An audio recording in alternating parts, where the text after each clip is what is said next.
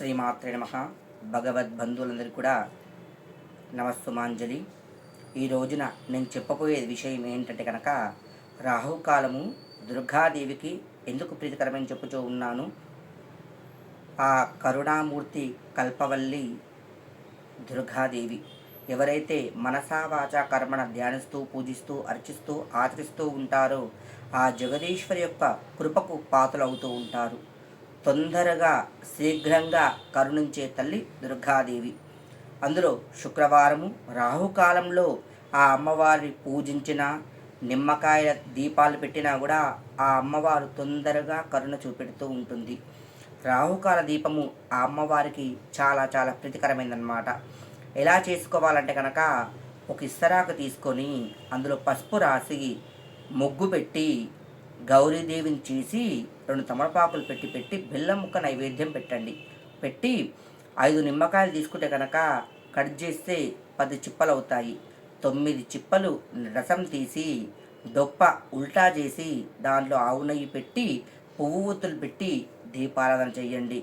ఇంకో చిప్ప గౌరవదేవి పక్కన పెట్టేసి పసుపు కుంకుమ బొట్టు పెట్టి ఆ అమ్మవారి గుడి దగ్గర కూర్చుంటారు కదా, ఆ అమ్మవారికి హారతి ఇచ్చినట్టు ఆ దీపాలు తీసుకొని అమ్మవారికి హారతి చక్కని వదిలిపెట్టేసేయండి.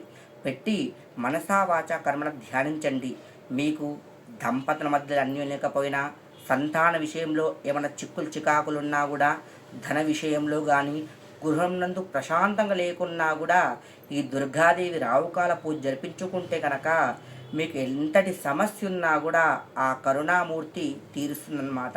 ఎలాంటి సమస్య ఉన్నా సరే, దంపతులు అన్యోన్యంగా లేకపోయినా పుత్రపౌత్రాభివృద్ధి దినదినాభివృద్ధి పొందుతూ ఉంటారన్నమాట.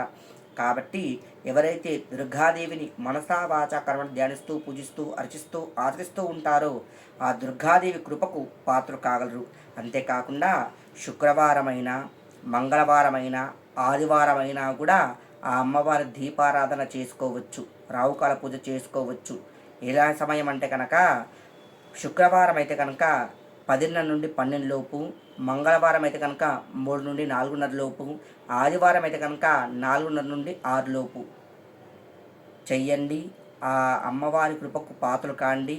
అందరూ కూడా ప్రతి గృహం నందు సుఖ సౌఖ్యం అనుభవించండి. నా ఛానల్ నచ్చితే కనుక సబ్స్క్రైబ్ చేయండి, లైక్ కొట్టండి, షేర్ చేయండి. శ్రీమాత్రే నమః.